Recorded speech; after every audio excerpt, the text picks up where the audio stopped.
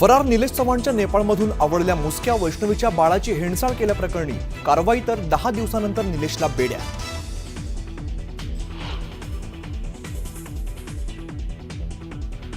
दिल्लीहून गोरखपूरला ट्रॅव्हल्समधून पळून जात होता निलेश चव्हाणला पळून जातानाचा व्हिडिओ न्यूज 18 लोकमतच्या हाती।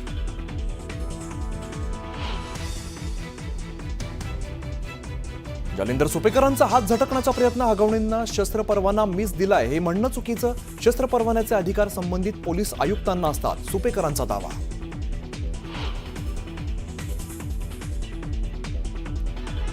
गोकुळ दूध संघ महायुतीच्या ताब्यात, गोकुळच्या अध्यक्षपदी नावीद मुश्रीफांची निवड, कार्यकर्त्यांचा जोरदार जल्लोष।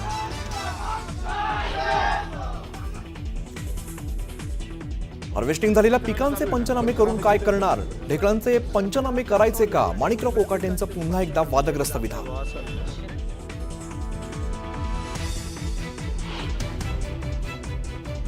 शरद पवार आणि अजित पवारांच्या विलीनीकरणाला प्रफुल्ल पटेल आणि सुनील तटकरेंचा विरोध, उबाटाचे खासदार संजय राऊतांचा मोठा दावा।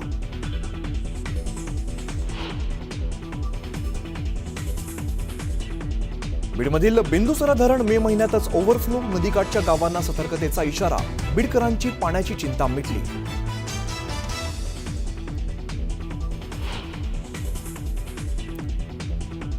जोरदार पावसामुळे दुष्काळग्रस्त मराठवाड्याची पाण्याची चिंता मिटली। जोरदार पावसामुळे मांजरा धरणाच्या पाणी पातळीत वाढ।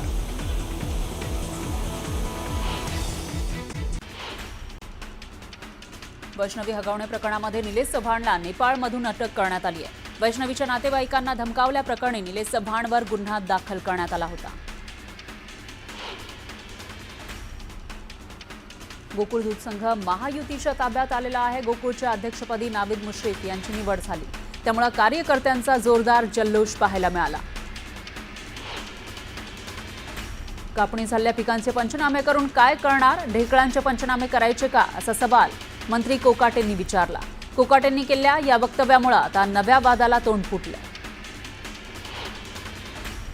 जिथं काहीच नाही त्याचे पंचनामे करता येत नाहीत, माझ्या वक्तव्याचा चुकीचा अर्थ काढल्याचं वक्तव्य मंत्री कोकाटेंनी केलं।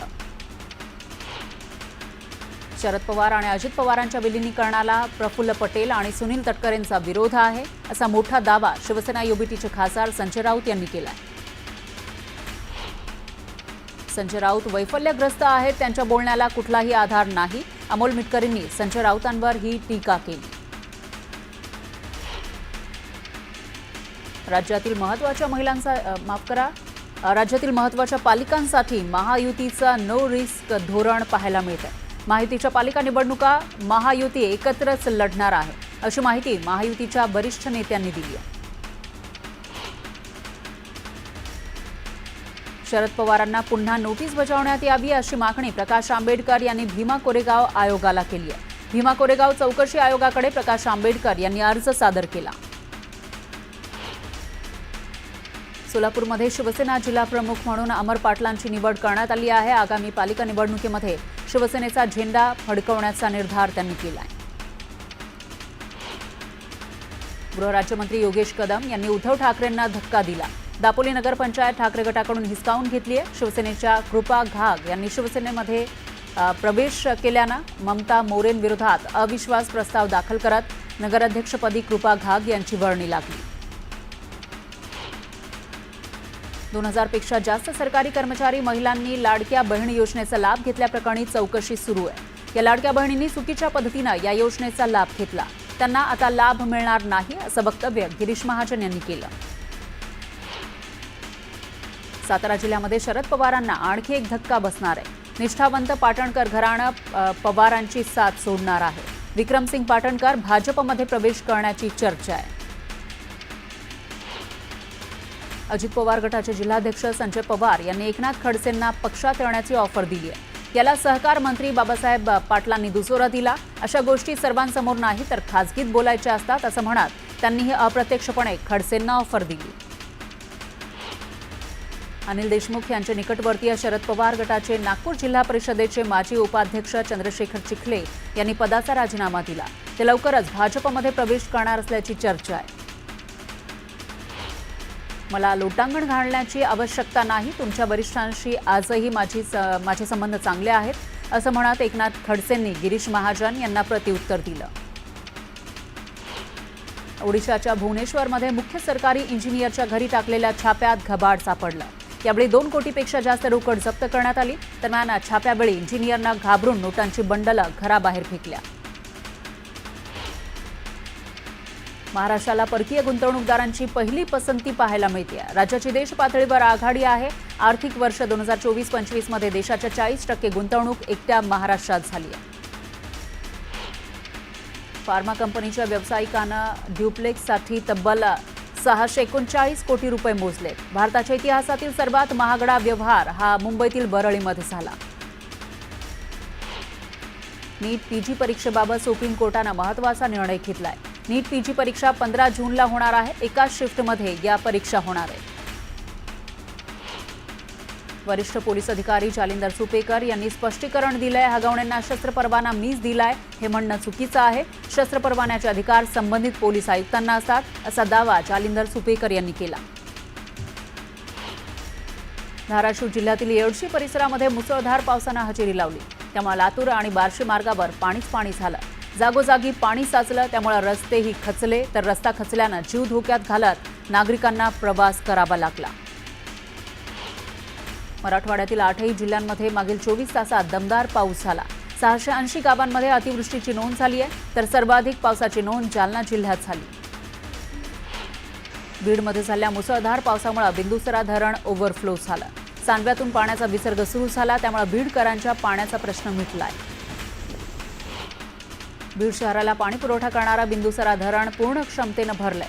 त्यामुळे बीडचे आमदार संदीप क्षीरसागर यांनी तलावातील पाण्याचं विधिवत जलपूजन केलं. बीडच्या बिंदुसरा नदीला पूर आलाय. दगडी पुलावरून पाणी वाहू लागलं. त्यामुळे नदीकाठच्या नागरिकांना सतर्कतेचा इशारा देण्यात आला. तर बिंदुसरा धरण ओव्हरफ्लो झाल्यानं पुराची शक्यता वाढलेली आहे. दुष्काळग्रस्त मराठवाड्यासह धाराशिव जिल्ह्याला पावसाचा फायदा झालाय. धाराशिव जिल्ह्यामध्ये तुफान पावसानं हजेरी लावली. त्यामुळे मांजरा नदीच्या पाणी पातळी झपाट्यानं वाढ झाली. त्यामुळे लातूर, बीडसह धाराशिव जिल्ह्यातील पाण्याची चिंता मिटली. भूम तालुक्यातील ईट गावात ढगफुटीसारखा पाऊस झाला. त्यामुळे सर्व परिसरासह शिवारात पाणी साचलं. तर महादेव मंदिरही पाण्याखाली गेलं.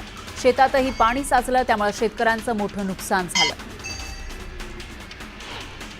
मुसळधार पावसामुळे छत्रपती संभाजीनगर जिल्ह्यातील घारेगाव पिंपरी शिवारातील शेतकऱ्याची विहीर खचली आहे. विहीर खचण्याची घटना सीसीटीव्हीमध्ये कैद झाली.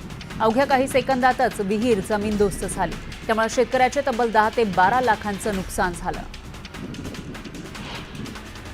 साताऱ्याच्या माण तालुक्याला अतिवृष्टीतील नुकसानीची पाहणी ग्रामविकास मंत्री जयकुमार गोरेंनी केली. यावेळी त्यांनी शेतकऱ्यांना मदतीचं आश्वासन दिलं. आमदार निलेश राणे यांनी कुडाळ तालुक्यातील माणगाव खोऱ्यातील आंबेरी इथल्या पुलाची पाहणी केली.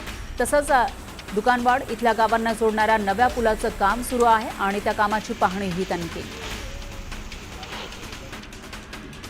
अहिल्यानगर जिल्ह्यात मागील काही दिवसांपासून मुसळधार पावसानं हजेरी लावली आहे. त्यामुळे पिकांचं मोठं नुकसान झालंय. खासदार निलेश लंके यांनी या नुकसानीची तातडीनं पाहणी करत मदतीची घोषणा केली. रत्नागिरी जिल्ह्यात जोरदार पावसामुळे नदीला पूर आलाय. यावेळी राजेंद्र कोळंबे यांचा पुरात वाहून गेल्यानं मृत्यू झाला.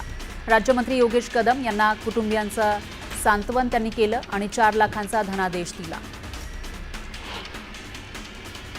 वाशिम जिल्ह्यामध्ये पावसामुळे चवळी पिकावर मोझॅक रोगाची लागण झाली आहे. त्यामुळे चवळी उत्पादक शेतकरी चिंतेत सापडलाय. नाशिक जिल्ह्यामध्ये पावसानं जोरदार हजेरी लावली. यामुळे शेतशिवारात पाणी साचलं आणि शेती पिकांचं नुकसान झालं. यामुळे शेतकरी चिंतेत सापडलाय. यवतमाळ जिल्ह्यामध्ये पावसानं जोरदार हजेरी लावली. मूग पिकाचं मोठं नुकसान झालं. त्यामुळे शेतकऱ्यांची चिंता वाढली आहे. मुसळधार पावसामुळे शेतीचं मोठं नुकसान झालंय. विशेषतः भाजीपाल्याचं नुकसान झालं. त्यामुळे भाजीपाल्यावर रोग आणि किडीचा प्रादुर्भाव झालाय. तर भाज्यांच्या दरातही वाढ झाली आहे. त्यामुळे सामान्यांच्या खिशाला कात्री लागली. वाशिम जिल्ह्यात मुसळधार पावसानं हजेरी लावली. त्यामुळे भाजीपाल्याचं मोठ्या प्रमाणात नुकसान झालं.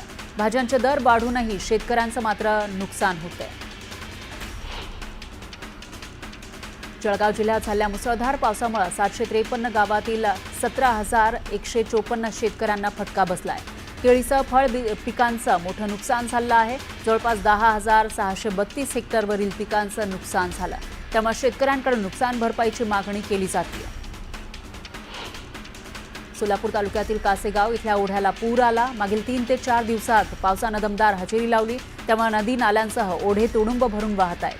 त्यामुळे अनेक शेतकऱ्यांच्या शेतातही पाणी शिरलं. सिंधुदुर्ग जिल्ह्यातील दरड प्रवण क्षेत्राच्या ठिकाणांच्या यादीत वाढ झाली आहे. ही आकडेवारी 20 वरून 63 वर गेली. तर सिंधुदुर्ग जिल्ह्यामध्ये 20 ठिकाणी दरड कोसळली होती.